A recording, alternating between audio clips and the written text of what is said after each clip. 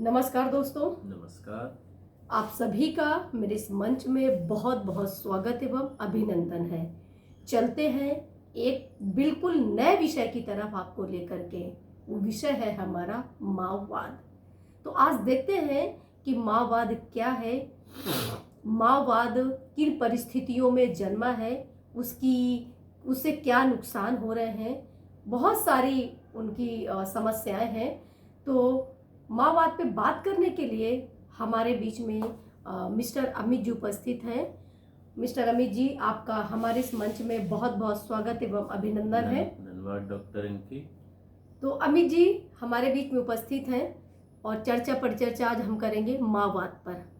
तो देखते हैं, चलते हैं कि माओवाद क्या है, किन परिस्थितियों में जमना। बहुत सारे हमारे प्रश्न होंगे अमित जी से और आप लोगों को बताने का प्रयास करेंगे।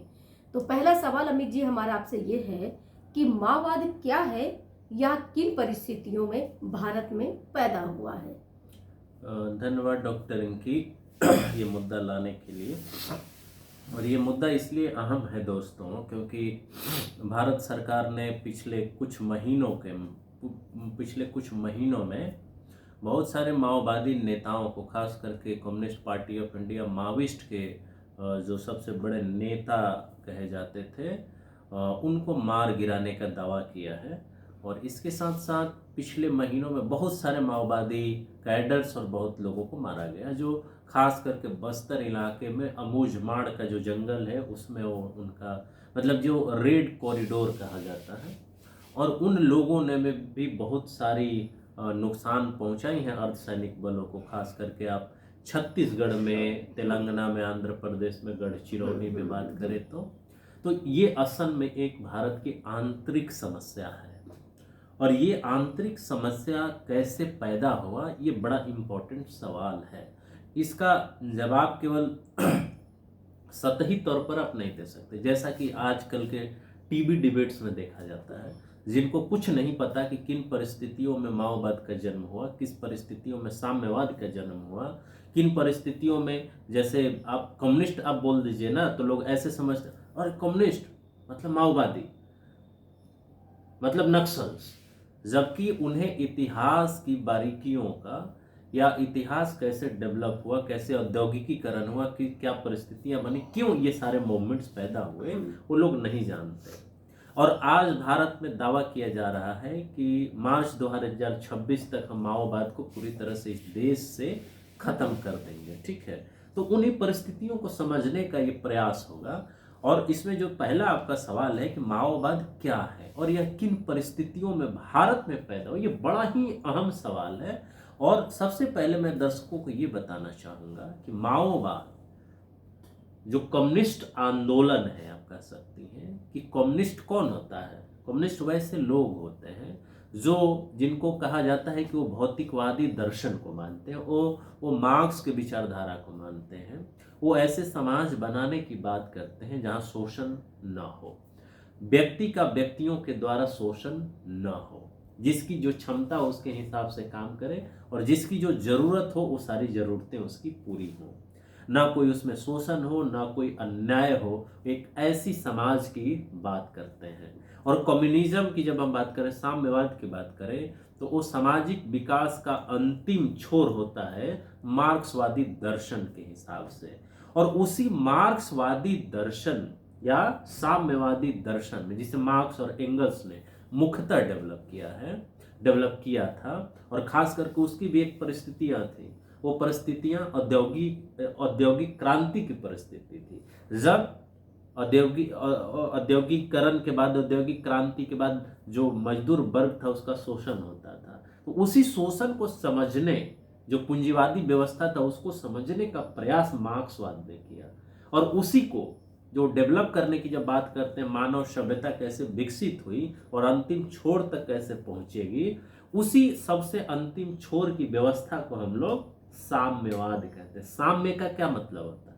साम का मतलब बराबर, सब कोई बराबर हो, कोई ऊंच नीच ना हो। ये एक ऐसी आदर्शवादी विचार, एक ऐसी ये विचारधारा थी, आदर्शवादी नहीं थी, ये भौतिकवादी दर्शन है। ये एक ऐसी विचारधारा थी जो पैदा हुई तो कितने जगहों पर सामाजिक क्रांतियां हुई उस बदलाव के लिए। तो यहाँ साम्यवाद भी कोई नहीं समझता भारत में। यहाँ साम्य का मतलब बराबरी ही होता है। बिल्कुल। और उस विचारधारा को देने वाले थे मार्क्स और एंगल्स। अब आते हैं माओवाद पर। ये जैसे जैसे आंदोलन फैलता गया वैसे वैसे डिफरेंट डिफरेंट कंट्री में इसके नेता होते गए, ठीक है। और जब ये चाइना में 1949 में वहां पर जो क्रांति होती है, बदलाव होता है, तो उस आंदोलन का नेतृत्व कर रहे थे माओ त्से तुंग, वहां के नेता हुए जिनको माओ जेडांग भी बोलते हैं। 1949 में जो चाइना में कम्युनिस्ट रिवॉल्यूशन हुआ, तो ओवरऑल ये साम्यवादी आंदोलन का एक सबसेट होता है और उसको सभी लोग अपने देश काल परिस्थितियों के हिसाब से लागू करते हैं। तो चाइना में जो नेता हुए उनका नाम था माओ त्से तुंग या माओ जेडांग। तो माओ ये नाम है और उन्होंने ये कहा कि जो ये कम्युनिस्ट आंदोलन है या ये साम्यवादी आंदोलन है, हम अपने हिसाब से चाइना में लागू करेंगे। और उन्होंने किया भी। उन्होंने किसानों का सहारा लिया और सबसे खास बात उनकी ये थी कि उन्होंने कहा कि हिंसा से ही बदलाव हो सकता है, मतलब बंदूक के नाली से ही बदलाव हो सकता है, क्योंकि जो जमींदार और जो शोषक वर्ग है वो शांति की भाषा नहीं समझता है। समझिएगा इस पॉइंट को। तो वो बदलाव चाहते थे समाज। और क्रांति का क्या मतलब होता है? समाज में आमूलचूल परिवर्तन। तो ये परिवर्तन शांतिपूर्ण तरीके से भी हो सकता है और हिंसक तरीकों से भी हो सकता है। माओ का तरीका हिंसक था और उसी तरीका को उन्होंने फैलाने का प्रयास किया। और भारत में खास करके जब वहां पे 1949 में, आप जानती हैं कि 1947 में भारत में ये आज़ादी मिलती है, 1949 में चाइना में ये क्रांति होती है और भारत में कुछ लोगों को लगने लगा, जबकि सच्चाई ये है कि भारत में कम्युनिस्ट पार्टी ऑफ इंडिया 1925 में ही बन गई थी, ठीक है। और वो ये उनका आज़ादी में भी बहुत बड़ा योगदान है। आज़ादी की लड़ाई उन्होंने भारतीय राष्ट्रीय कांग्रेस के साथ लड़ी है, ठीक है। लेकिन जब 1949 में वहां क्रांति हुई तो कम्युनिस्ट आंदोलन में कुछ लोगों को ये लगने लगा कि नहीं, ये संसदीय राजनीति करके ना कुछ बदलाव नहीं होने जा रहा है। समझिएगा इस पॉइंट को, ये डिफरेंस को समझिएगा। उनका ये मानना हो गया कि नहीं, माओ का जो तरीका है हिंसक तरीका, उसी से समाज में क्या होगा? बदलाव। वही तरीका वो लोग अपना लिए, अपनाने का की वकालत करने लगे। तो वैसे लोगों को माओवादी कहते हैं। तो ये क्या है माओवाद? ये माओवाद माओ की विचारधारा के आधार पर जो सामाजिक और आर्थिक परिवर्तन करने की बात करता है, उसी को हम लोग भारत में माओवादी कहते हैं। ये शायद हमारे दर्शकों को क्लियर हो गया होगा। अब सवाल ये कि ये क्यों पैदा हुआ, ये परिस्थितियां क्यों बनी? तो आप जानती हैं कि भारत में जाति व्यवस्था है। ये आप जानते हैं कि भारत में उस समय जमींदारी व्यवस्था थी। आप जानते हैं कि भारत में सामंतवादी व्यवस्था थी और इस व्यवस्था के खिलाफ बदलाव कुछ लोग चाहते थे, खास करके जो साम्यवादी थे, खास करके वैसे लोग जिनका शोषण होता था, वो चाहते थे कि इसमें बदलाव हो। और ये बदलाव कानून के माध्यम से हो ही नहीं रहा था। कांग्रेस की जब सरकारें इस देश में बनी तो भूमि सुधार के नाम पर कुछ नहीं हो पाया। उस समय प्रोमिस किया गया था कि हम जमींदारी प्रथा खत्म करेंगे, खत्म भी हुआ, लेकिन जमींदारी प्रथा खत्म यानी कानूनी रूप से खत्म होने के बावजूद भी अधिकांश जमीन जमींदार और जमींदार परिवारों के ही पास रहा। बिहार में आप उठा के देख लीजिए कि वहां पर बहुत बड़े बड़े जमींदार, वो तो 80-90 के दशक तक खूनी संघर्ष चलता रहा उसके लिए। तो कहने का मतलब ये कि ये जो विकास और समानता आपके समाज में जो नहीं था, और जो लोग समानता लाना चाहते थे समाज में, जो एक वर्ग था जिसके पास सारी संपत्ति हुआ करती थी और समाज में उस शोषण को बनाए रखना चाहते थे, वो लोग, उन्हीं लोगों के खिलाफ ये आंदोलन पैदा हुआ। जैसे भूमि सुधार, तो एक व्यक्ति है, उसके पास करोड़ों एकड़ों में, मतलब आप कह सकती हैं जमीन जायदाद है, और दूसरा है उसकी मजदूरी करते करते वो बेचारा, मतलब परिवार से लेके पूरी तरह से वो बर्बाद हो जाता है, लेकिन उसके पास कुछ इनकम नहीं होता है। तो समाज में ये जो भेदभाव था, उस भेदभाव को मिटाने के लिए ये तरीका था। तरीका क्या था कि शांतिवादी तरीके से हम बदलाव नहीं ला सकते, तो हमें क्या करना होगा, हमें गन से ये राजनीति करनी होगी। और गन से जब हम करेंगे, जैसे चाइना में हुआ, तभी ये बदलाव हो सकता था। तो इन्हीं परिस्थितियों में जो असमानता थी, जो शोषण थी, जो अन्याय था, उसी को दूर करने के लिए कुछ लोगों को लगता था कि अगर हम हथियार उठा के करेंगे तो ये शायद बदलाव संभव हो जाएगा। वो गलत थे, नहीं गलत थे, क्या थे, सही थे, गलत थे, ये आने वाले सवालों में हम आपसे जरूर बात करेंगे। तो ये परिस्थितियां थी, ये खास आर्थिक और सामाजिक परिस्थितियों में माओवाद का भारत में जन्म हुआ। बिल्कुल, बहुत अच्छा आपका जवाब रहा। आपने बहुत कम शब्दों में और बहुत सरल तरीके से आपने हमारे दर्शकों को बताने का प्रयास किया। चलते हैं अगले सवाल की तरफ। अगला सवाल हमारा आपसे अमित जी ये है कि भारत में संविधान की सत्ता है एवं संसदीय प्रणाली भी है, इसके बावजूद माओवादी हिंसा एवं हत्या की राजनीति क्यों करते हैं? ये भी बहुत ही बेहतरीन सवाल है जी। कि भारत 1947 में आज़ाद हुआ और यहाँ पर संविधान की सत्ता स्थापित की गई, संविधान बनाने की प्रक्रिया शुरू हुई और संसदीय राजनीति की भी शुरुआत हुई। और इसके बावजूद माओवादी हिंसा और हत्या की राजनीति की बात करते हैं, या कहते हैं कि बंदूक के नाली से ही सत्ता प्राप्त होती है। क्या ये सही था, क्या ये गलत है? ये बहुत बड़ा सवाल है और इस पर लगातार कम्युनिस्ट पार्टियों में भी डिबेट चलता रहा है। ठीक है, कुछ लोग कम्युनिस्टों में मानते हैं कि नहीं, संसदीय प्रणाली के माध्यम से भी बदलाव हो सकता है और हुआ है।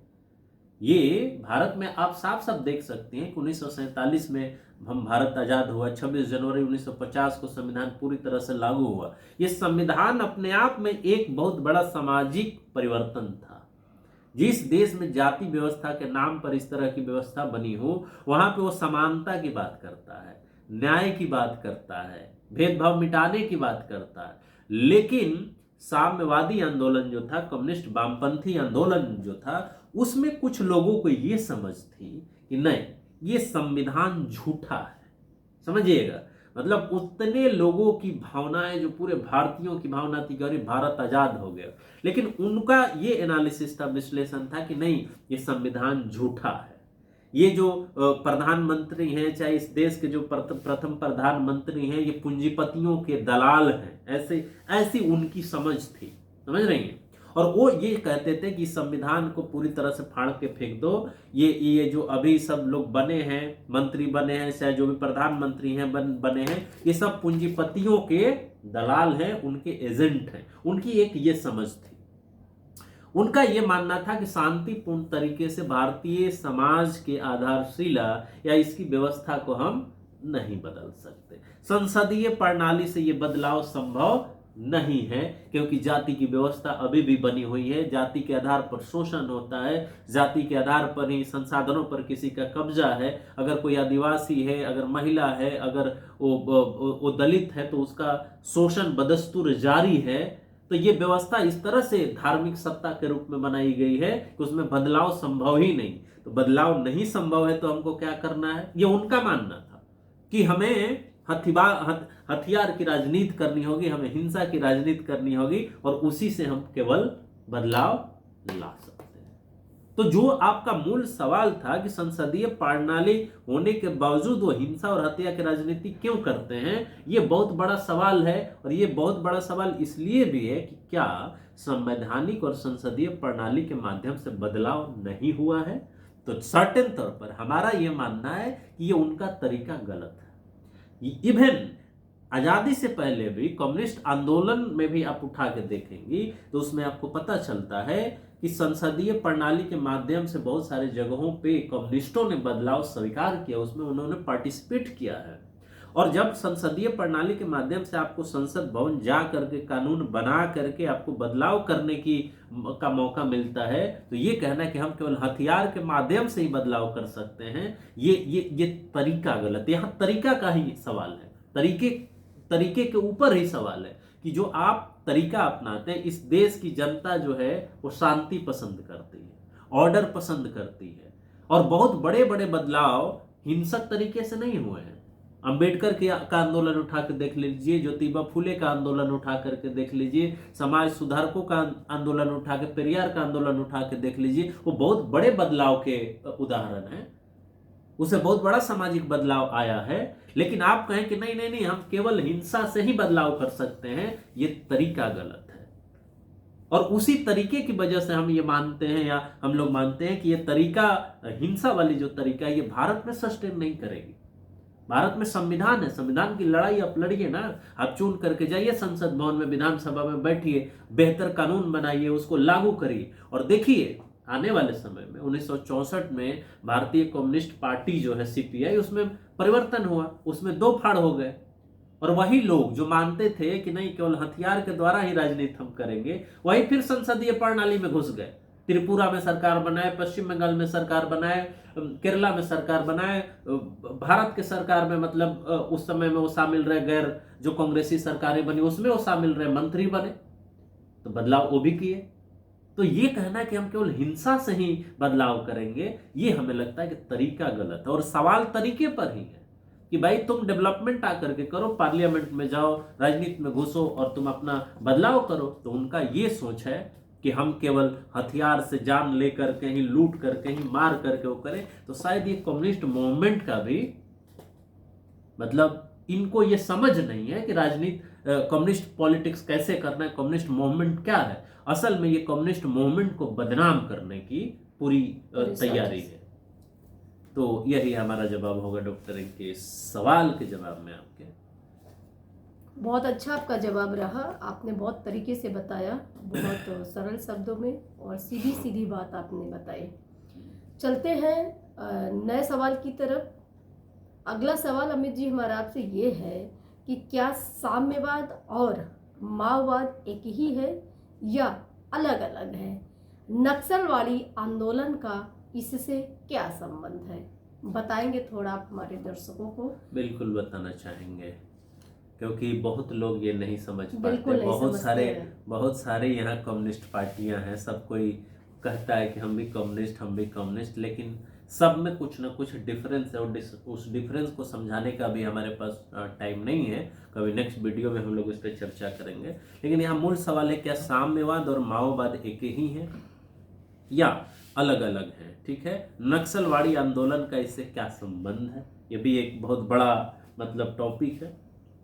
तो एकदम सिंपल शब्दों में हम कहें तो देखिए, साम्यवाद एक बहुत बड़े दायरे को बताता है। ये एक अंतर्राष्ट्रीय आंदोलन और विचारधारा की बात करता है, जिसको मार्क्स और एंगल्स ने दिया था। ये साम्यवाद की विचारधारा कि मतलब समाज में बराबरी होना चाहिए, समाज में सब बराबर। साम्य का मतलब ही होता है बराबर, हाँ, सबको बराबर अधिकार, मतलब शोषण विहीन समाज बनाने का। व्यक्ति के व्यक्तियों के द्वारा शोषण नहीं होना चाहिए। उसकी जितनी क्षमता है वो काम करे, उसकी जितनी जरूरत है उसे उसका हक मिलना चाहिए। और माओवाद एक व्यक्ति के द्वारा साम्यवादी विचारधारा को अपने हिसाब से, अपनी परिस्थितियों के हिसाब से, समय और परिस्थितियों के बदलाव के हिसाब से उसमें उसको लागू किया जाना, उस व्यक्ति के नाम से उसको हम जानते हैं कि ये माओवाद है। और माओ से तुम के नाम से माओवाद जाना जाता है। उन्होंने साम्यवाद के विचारधाराओं को अपने परिस्थितियों के हिसाब से एडजस्ट किया। तो इसलिए कहा जाता है कि साम्यवाद बहुत बड़ी विचारधारा है। उसके अंदर एक छोटा सा जगह जो होता है, एक सबसेट जो होता है, वो माओवाद है। माओवाद माओ की विचारधारा उनकी समझ के हिसाब से पैदा हुई थी। तो कहीं ना कहीं अलग अलग हैं ये, लेकिन कहीं ना कहीं एक दूसरे से जुड़े हुए हैं, क्योंकि वो साम्यवाद को ही बताते हैं कि साम्यवाद चाइना के हिसाब से ऐसे होगा, माओ के हिसाब से ऐसे होगा। ठीक है, तो साम्यवाद एक बड़े दायरे को इंगित करता है और माओवाद एक छोटे से, मतलब चाइना या उसके जो नेता उस समय के थे माओ, उनकी विचारधारा को बताता है कि उन्होंने किस तरह से साम्यवाद को अपने हिसाब से मोल्ड किया या उसको एडजस्ट किया। दूसरी बात ये कि ये तो क्लियर हो गया कि साम्यवाद का और माओवाद का संबंध जरूर है, लेकिन अलग अलग भी हैं। ठीक है, ये क्लियर होना चाहिए। दूसरी बात ये कि क्या नक्सलवादी आंदोलन का इससे क्या संबंध है? तो देखिए, नक्सलवादी के नेता गण भी जो हमने बताया कि 1964 में कम्युनिस्ट पार्टी ऑफ इंडिया में बंटवारा हो गया, और उस समय सीपीएम मानी communist party of India Marxist, उसमें एक धड़ा था। और आपको याद होगा डॉक्टर इनके और हमारे दर्शकों को कि 1967 में यहाँ गैर कांग्रेसी सरकार बनी, और गैर कांग्रेसी पश्चिम बंगाल में भी सरकार बनी और सीपीएम की सरकार बनी। उसमें कुछ नेता जब सत्ता में आ गए तो उनका जो ये स्टैंड था कि भारत में बदलाव केवल और केवल हिंसक तरीके से ही आ सकता है, उनका ये नजरिया अब बदल गया जैसे ही उस सरकार में शामिल हुए। अब उसमें उसके अंदर कुछ नेता जो थे वो कहते थे कि नहीं, अगर जमींदारी प्रथा खत्म करना है, भूमि सुधार करना है, तो उसके लिए हथियार उठाना पड़ेगा। समाज में बदलाव बिना हथियार के, राजनीति के नहीं हो सकता। और उसमें सबसे प्रोमिनेंट लीडर थे चारू मजमूदार और कानू सन्याल। और ये नक्सलवाड़ी एक गांव है पश्चिम बंगाल का, उसी नक्सलवाड़ी गांव से ये आंदोलन उन लोगों ने शुरू कर दिया। मारना, काटना, हिंसा करना, हिंसा के द्वारा जमीन पर कब्जा करना, जमींदारों को खदेड़ देना, उनके संपत्तियों को लूटना।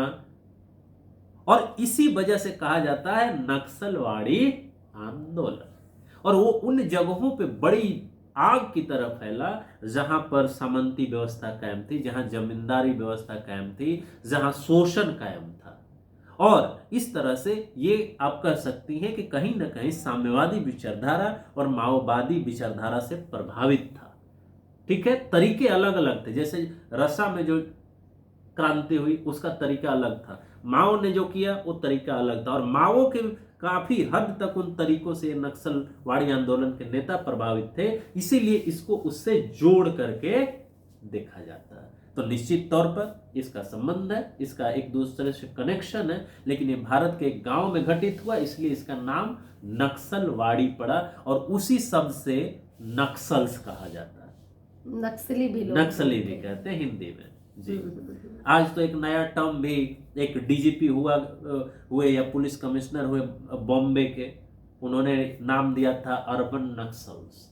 लेकिन उनको शायद पुलिस वालों को ये पूरी आर्थिक और राजनीतिक परिस्थिति समझने की वो नहीं होती है कि क्यों ये पैदा होता है, क्यों ऐसा होता है। ठीक है, वो अलग बात है जी। डॉक्टर इनके बहुत अच्छे तरीके से आपने समझाया हमारे दर्शकों को कि साम्यवाद क्या है और नक्सल क्या है, और बहुत सारी चीज़ें आपने बताई हमारे दर्शकों को। अगला सवाल हमारा अमित जी आपसे ये है, और ये हमारा अंतिम सवाल भी होगा, और हम उम्मीद करते हैं कि आप इसको टू द पॉइंट बताने की कोशिश करें जिससे दर्शक इसको सीधे सीधे समझ सकें। अगला सवाल आपसे ये है कि क्या समाज ने इन आंदोलनों से कुछ प्राप्त किया है या नहीं, बताएंगे थोड़ा आप हमारे दर्शकों को। तो डॉक्टर इनकी ये भी सवाल बहुत अहम है, और दो तरीके से हम इसका जवाब देना चाहेंगे। निश्चित तौर पर समाज ने, भारतीय समाज ने संविधान की व्यवस्था लागू होने के बाद से बहुत सारी चीज़ों को, बहुत सारी उपलब्धियों को प्राप्त किया है। और ये बात साबित किया है कि जरूरी नहीं है कि हथियार और हिंसा की राजनीति से ही समाज में बदलाव हो। मूक क्रांति भी इस देश में हुई है, और इस मूक क्रांति ने साबित किया है कि जो वर्ग और जातियां सोचती थी कि हमारी सत्ता कभी नहीं जाएगी, उस सत्ता में भी बदलाव हुआ, और वो भी संवैधानिक और संसदीय राजनीति के माध्यम से। ठीक है, तो ये कहना कि हम केवल हिंसा के द्वारा ही ये कर सकते हैं, ये गलत है। लेकिन ये भी बात सही है कि जिस रूप में बदलाव होना चाहिए उस रूप में बहुत सारी परिस्थितियों में बदलाव नहीं हुआ। आज भी जो दलितों के साथ होता है, मजलूमों के साथ होता है, महिलाओं के साथ हो रहा है, आदिवासियों के साथ हो रहा है, उसका कोई रिप्लाई नहीं है, कोई ऑथेंटिक मतलब रिप्लाई नहीं है कि आखिर उनके साथ ये डिस्क्रिमिनेशन, शोषण, अन्याय क्यों हो रहा है। ठीक है, और इसके साथ साथ आप ये देखिए कि भारत में जो हिंसक तरीके से ये करते रहे, उनका ग्राउंड, उनकी सीमा हमेशा लिमिट होती रही। जनता उन्हें पसंद नहीं करती। कुछ इलाकों में निश्चित तौर पर वो हैं अभी भी, और भारत सरकार ये कह रही है कि हम 2026 तक खत्म कर देंगे। तो उनके माध्यम, उनका ये सोचना है कि हम इसी तरह से लड़ाई लड़के सब चीज बचा सकते हैं, जबकि वो सफल होते नहीं दिख रहे। वो पूरी तरह से अब सीमित हो गए कुछ जंगलों में, तो ये बात साबित करता है कि आपका ये तौर तरीका गलत है। भारत के अंदर, भारत में आप संसदीय राजनीति के माध्यम से ही कुछ कर सकते हैं। आप कितना भी उसको गाली दीजिए, बाहर से रह के गाली देना आसान है, और अल्टीमेटली ये बात प्रूफ होता है कि संसदीय राजनीति के अलावा कोई विकल्प आपके पास नहीं है। क्योंकि जो जो लोग ये तरीका अपनाए और ये क्लेम किए कि हमें हथियार के द्वारा ही राजनीति करनी पड़ेगी, और इसी माध्यम से वो अपने पेरेंट पार्टी से कट करके अलग निकले, वो अल्टीमेटली क्या किए? संविधान की सत्ता स्वीकार किए, संसदीय राजनीति में इंटर किए, राज्यों में सरकार बनाए, और राज्यों में सरकार बना के प्रगतिशील कानूनों और योजनाओं के माध्यम से वहां लोगों का वो कल्याण किए। तो माओवाद या साम्यवाद, ये जो भी विचारधारा है, इस विचारधारा के लोगों को ये समझने की जरूरत है कि भारत में संविधान की सत्ता है। हम पहले ही उस सवाल पर फिर आते हैं, और यहाँ संसदीय प्रणाली है। उस प्रणाली और भारत के संविधान के माध्यम से आप अगर राजनीति करें तो बहुत बड़ा बदलाव कर सकते हैं। और निश्चित तौर पर बहुत सारे राज्यों में आप देख लीजिए, बिहार में एक समय था जब नरसंहार के लिए जाना जाता था, और उस समय वहां की जो माले जैसी पार्टियां थी, आईपीएफ जैसी पार्टियां थी, उसने जाति आधारित जो मिलिशिया थे उनको उसने चैलेंज दिया, उन्हें आवाज दिया उन लोगों ने। और आज वहां पर आप देखिए राजनीतिक चेतना इतनी हावी है कि आप दलितों और आदिवासियों और पीड़ितों को आप जा करके थोड़ा वो करिए, आपको अंदाजा होगा कि उनके अंदर कितनी बड़ी राजनीतिक चेतना पैदा हो गई है। लेकिन वो भी अब संसदीय राजनीति के माध्यम से हो रहा है। अब हथियार की राजनीति बहुत लंबी नहीं चल सकती है और नहीं चलनी चाहिए। संविधान आपको तरीका बताता है, उस संवैधानिक तरीके से आपको करना चाहिए। तो हम यही लास्ट में कहेंगे कि जो साम्यवादी दल या पार्टियां संसदीय प्रणाली का रास्ता अपनाई, वो आज सफल होते दिखती हैं कि वो अपना बदलाव का एजेंडा पूरा कर सकती हैं। लेकिन जिन लोगों ने हथियार उठाया वो आज खत्म होते हुए दिखते हैं, और भारतीय समाज में, संसदीय प्रणाली की राजनीति में, संवैधानिक व्यवस्था में हथियार की कोई जगह नहीं है। आज चाइना में ही उठा के देख लीजिए, हथियार के वहां पे कोई राजनीति अभी नहीं है। तो वही हम कहना चाहेंगे कि इसने बहुत बड़ा प्रभाव डाला है राजनीतिक चेतना विकसित करने में, सामाजिक चेतना विकसित करने में। बहुत राज्यों में इनकी सरकारें जो बनी, साम्यवादियों की, कम्युनिस्टों की, इन लोगों ने बहुत बड़ा आमूलचूल परिवर्तन किया। केरला स्टेट को आप देख लीजिए, केरला आज सारे पैरामीटर पे सबसे आगे है, और वहां पे सबसे अधिक सरकारें कम्युनिस्टों की रही हैं। तो बहुत बड़ा बदलाव हुआ है। और आज जब भी आप संसद भवन में देखिए, विधानसभाओं में देखिए, इनके जो लोग होते हैं साम्यवादी या कम्युनिस्ट पार्टियों के, उन पे आज भी करप्शन का आरोप नहीं है। एक भी मुद्दा उठा के दिखा दीजिए, ये अपने आप में बहुत ही अपवाद है कि कम्युनिस्ट पार्टियों के किसी कैडर पर करप्शन का आरोप ही नहीं है आज तक। तो ये बहुत बड़ा कंट्रीब्यूशन है आपके सोसाइटी के लिए। लेकिन हथियार की जो राजनीति है उसको पूरी तरह से खत्म करना चाहिए, उसे त्यागना चाहिए। संसदीय प्रणाली के माध्यम से आप चुनाव लड़िए, संसद में जाइए, विधानसभाओं में जाइए, संविधान में आस्था रखिए और उसके हिसाब से लड़ाई लड़िए। तब शायद उनकी विचारधारा और अच्छे से फल फूल सकेगी और लोगों का कल्याण हो सकेगा। बहुत अच्छा आपने हमारे सभी प्रश्नों का जवाब दिया, और मुझे उम्मीद है कि हमारे दर्शक इस माओवाद को बहुत बारीकी से समझ पाए होंगे। अमित जी, हमारी बात अभी पूरी नहीं हुई है, इस पे अभी हम आपसे और अगले वीडियो में चर्चा करेंगे, क्योंकि ये विषय बहुत लंबा है और हम चाहते हैं कि इसको बहुत ही बारीकी से और विस्तृत रूप से दर्शकों तक ये बात पहुंचे, ताकि वो उसको एक्चुअल में जान पाए कि ये माओवाद क्या है, ये किस तरीके से काम करता है, ये इसके क्या क्या नुकसान है। तो बहुत अच्छा रहा सभी प्रश्नों का। इसको हम लोग अभी इंट्रोडक्टरी मान के चलेंगे। बिल्कुल, ये अभी परिचयात्मक जो है वीडियो है, और डिटेल में बहुत सारे इस पर मुद्दे, उस पर हम लोग बात आगे भी बिल्कुल आपको बिल्कुल मौका मिलेगा, इस पे दोबारा से हम एक अच्छे से चर्चा फिर से करेंगे। तो हमारे सभी प्रश्नों का आपने बहुत ही बारीकी से और सरलता से जवाब दिया। बहुत बहुत धन्यवाद अमित जी आपका। और चलते हैं दर्शकों, मिलते हैं फिर एक नए वीडियो के साथ। तब तक के लिए जय हिंद, जय भारत। थैंक यू, नमस्कार।